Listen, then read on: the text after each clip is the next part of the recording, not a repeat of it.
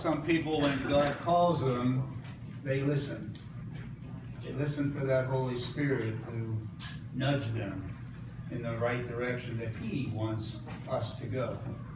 We have a story about that this morning, a few remarks from Missy Plum.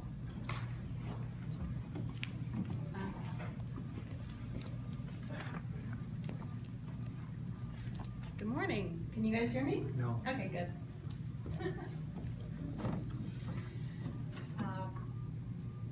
I'm glad to see everybody here this morning.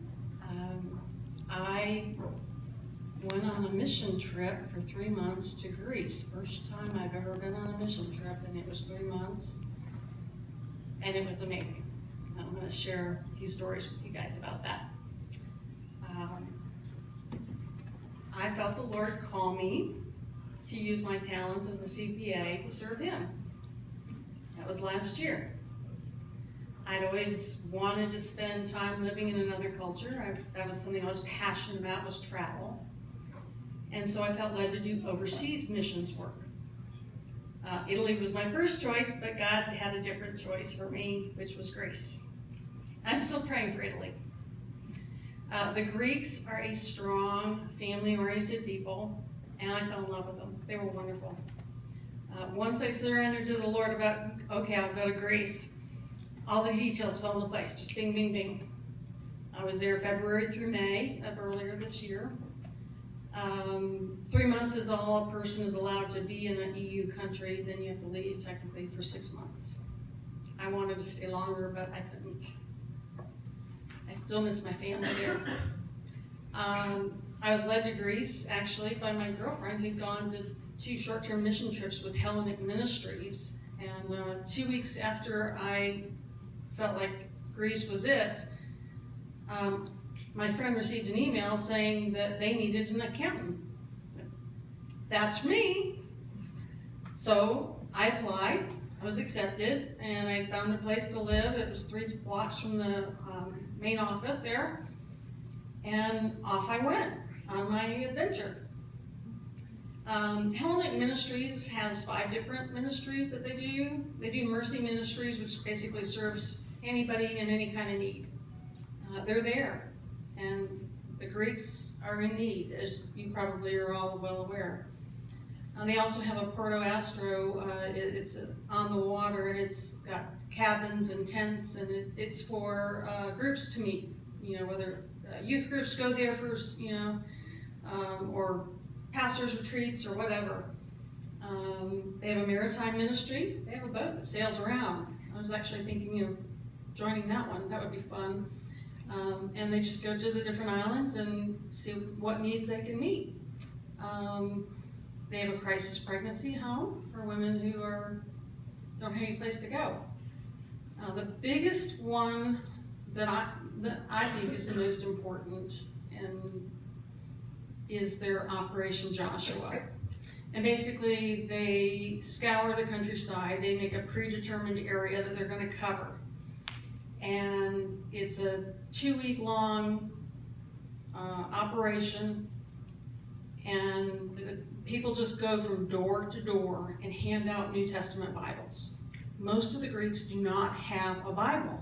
98% of Greeks are Greek Orthodox. They go to Mass, and they're wonderful people. If you ask them, are they Christians? They say yes. But they don't have Bibles, so they don't know what the Word says. They only know what their priest tells them. So they're kind of hindered. And less than 2% are evangelicals there. So my main assignment when I went was to inventory and tag all of the ministry's fixed assets. And there were many. I actually only got through 2 of the ministries, got them complete, and got the tag, the inventory tags. There's 3 more ministries that need to be tagged. I love being in the office with the full-time missionaries. I learned a lot from them. They became my family. Right from the very get-go, they were welcoming. The first 2 weeks that I was there, even with my Google Map phone, I got lost every day. I'm not used to a cosmopolitan city with, 8-story, concrete buildings. Or having to walk everywhere. And so it just all looked the same. And it became an office joke. One day somebody was going to the bakery and my boss said, "Hey, you should go along, go see what a Greek bakery is like." And I wasn't able to go at that moment, but I did go later, and he said, "Well, make sure you take your phone." And I thought, "Oh, wow, yeah, you're right, in case they need to reach me." And then he said, "In case you get lost." So we just kind of had a good laugh at that, and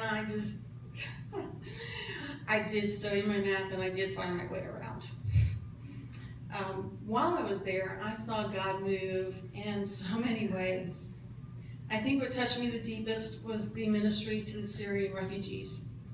At that time, it was all in the news about the big migration and how the countries didn't want the refugees coming in, and how are they going to handle this? And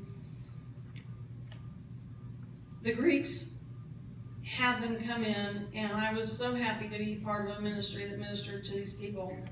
I went to take inventory at Everpida, which is the name of the building actually, where they minister to the Syrian refugees.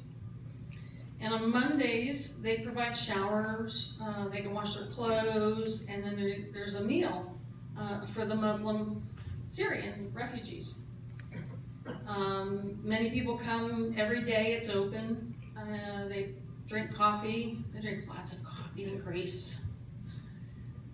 They play cards, and they offer a Bible study. And when the director was showing me the facility, and when he told me that about half of the refugees would participate in the Bible study, and that of those, 40 to 50% converted from Islam to Christianity, I was blown away. I was so excited. I mean, only God could do that. That truly was powerful, and I stood in awe. All in all, the entire trip was exciting and wonderful, really. Even when I got hospitalized with the H1N1 virus for 5 days, in the hospital, God used that, because anywhere I went, as soon as I would say hello or speak English, they immediately wanted to know where was I from, why was I there. They wanted to practice their English. So I had a lot of opportunities to share why I was in Athens. Where are you from? I'm from Florida. You know, Mickey Mouse. Oh, yes, we know that. I am currently praying about my next overseas mission work. I'm thinking about Ireland. I don't know if that's quite yet. I'm waiting to hear from the Lord if that's going to happen. But I do have a contact in Italy. And so I'm definitely going to pursue that one and see if those doors open. My parents have been members of this church for a while now, and every time I come each year to visit them, I've gotten to know many. And so Pastor Jim had a powerful prayer support group for me, and I thank anybody who was praying for me, because I did feel the prayers. When you're on the field like that, you get attacked, like being in the hospital. But God had me covered, and the prayer support was critical. So prayer works, it's powerful, and I just am so grateful for any and all who pray. There's one verse I want to share with you. It's Isaiah 30:21. And your ears will hear a word behind you saying, "This is the way, walk in it," whenever you turn to the right or left. That verse really speaks to me about how important it is that I listen for God before I take a step forward, that I make sure that I'm going the direction that He wants me to go. So, if anybody has questions, we can chat later. But thank you for listening.